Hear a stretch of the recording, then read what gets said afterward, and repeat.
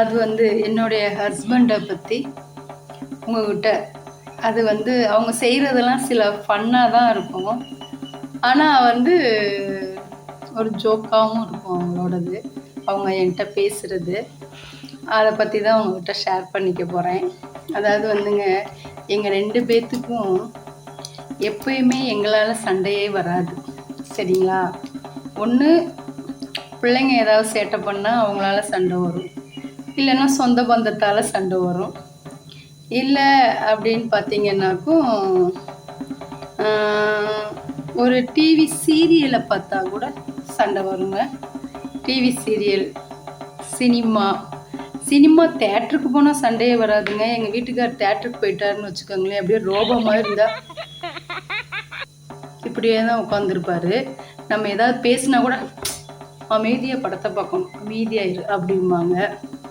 ஆனால் வீட்டில் டிவியில் சீரியல் பார்த்தாலும் படம் பார்த்தாலும் நாங்கள் 2 பேரும் ஒரு அரை மணி நேரம் ஒரே இடத்துல ஹாலில் உட்காந்து பார்க்க முடியாது. ஏன்னா எதையாவது சொல்லி என்ன டென்ஷன் ஏற்றுவாங்க. அப்படி டென்ஷன் ஏற்றுறது சில விஷயங்கள் ஃபன்னாக தான் இருக்கும். ஆனால் அதுவும் சில நேரத்தில் அதாவது அந்த டயத்தில் எனக்கு கோபம் வந்தாலும் அப்புறம் பார்த்தீங்கன்னா எனக்கு அது ஒரு சிரிப்பாக தான் இருக்கும். என்ன செய்வாங்க அப்படின்னு பார்த்தீங்கன்னா, ஒரு நாடகம் பார்த்துக்கிட்டே இருப்பாங்க. பார்த்துட்டு என்னையும் இப்படி பார்ப்பாங்க. பார்த்துட்டு நான் பார்த்துக்கிட்டே இருப்பேன். இவர் எதுக்கு நம்மளே பார்க்குறாரு, என்னவா இருக்கும், சரி ஏதோ வம்பிழுக்க போகிறாரு அப்படின்னு நினப்பேன். கரெக்டாக அது மாதிரி வம்பிழுப்பாங்க. அந்த நாடகத்தில் மாமியார் ரோல் வரும் பார்த்தீங்களா, அந்த அம்மாவை என்ன சொல்லுவாங்கன்னா, இங்கே பாரு, இந்த அம்மாவுக்கு உன்னோட ஒரு 5 வயசு 10 வயசு கம்மியாக இருக்கும்னு நினைக்கிறேன், ஆள் பத்தியா எப்படி இருக்காங்கன்னு அப்படின்னு சொல்லுவாங்க.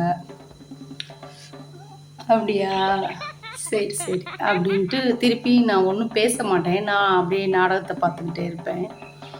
அப்புறம் என்ன பண்ணுவாங்க தெரியுமா, மாமியாரோடைய அவங்க மாமியார் ஒரு அம்மா வருவாங்க. அப்போ அவங்கள பார்த்துட்டு, சரி நீ இந்த பாட்டியை பார்த்துட்டு இவர் என்ன சொல்ல போகிறாருன்னு தெரியலையே அப்படின்னு பார்த்தா, இங்கே பாரு, இந்த அம்மாவை பாரு, அப்படியே உங்கள் அக்காவோட ஒரு 5 வயசு தான் இந்த அம்மாவை கம்மியாக இருக்கும்னு நினைக்கிறேன் அப்படிம்பாங்க. இப்போ ஒழுங்காக உட்காந்து நாடகம் பார்க்குறீங்களா, இல்லை டிவியை ஆஃப் பண்ணிவிட்டு நான் வெளியில் போயிடுவா? என்ன நாடகம் பார்த்தா ஒழுங்காக பார்க்க மாட்டிங்களா? ஏன் அதில் வர்ற சீரியலில் வர்றவங்க எல்லோரும் உங்களுக்கு ஃபோன் பண்ணி சொல்லுவாங்களா, எனக்கு 5 வயசு கம்மி 10 வயசு கம்மின்னு? இல்லை இது என்ன, எனக்கு ஒன்றும் புரியல. என்ன வம்புழுக்கிறதுக்காக எதையாவது சொல்லி எதையாவது வம்புழுக்கிட்டு இருந்தீங்கன்னா பார்த்துக்கங்க அப்படின்னு சொல்லி சத்தம் போடுவேன் நான். அப்புறமேட்டுக்கு படம் பார்ப்பாங்கங்க.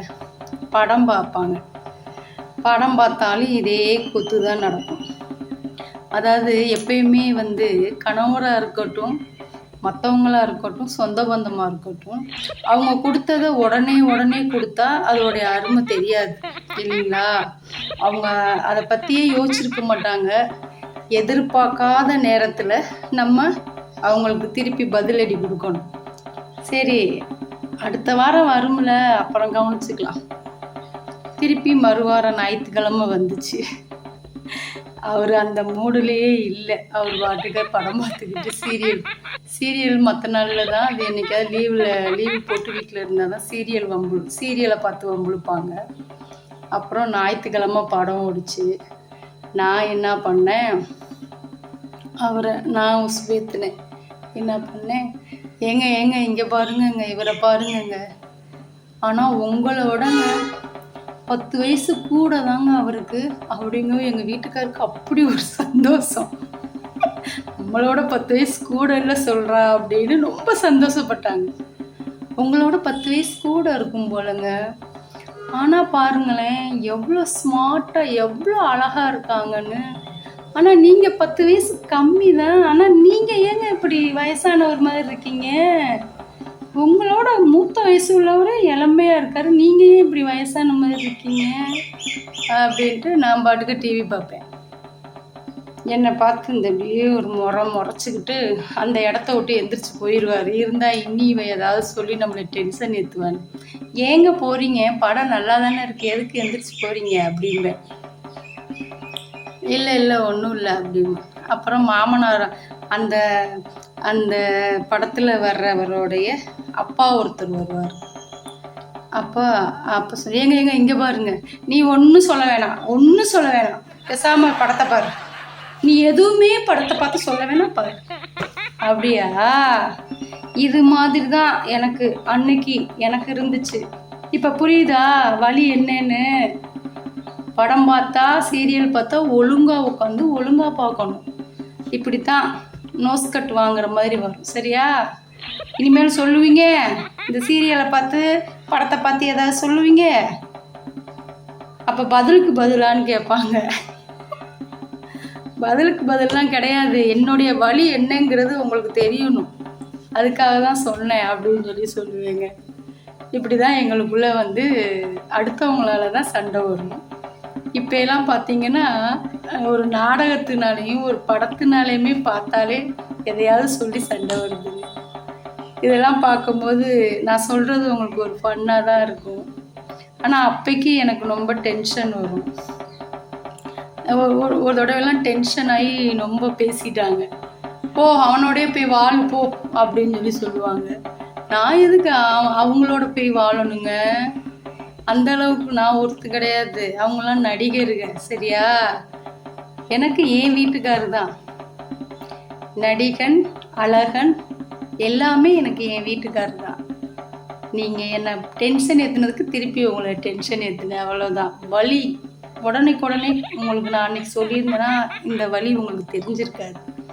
அதனால தான் ஒரு வாரம் ஆற போட்டு நிதானமாக யோசித்து இப்போ உங்களை போட்டு தள்ளினேன். இப்போ ஞாபகம் இருக்கா? இனிமேல் சொல்ல மாட்டீங்கல்ல அப்படி சொன்னால் கேட்கப்பக்கான்னு சிரிச்சுட்டு எந்திரிச்சு போயிடுவாங்க.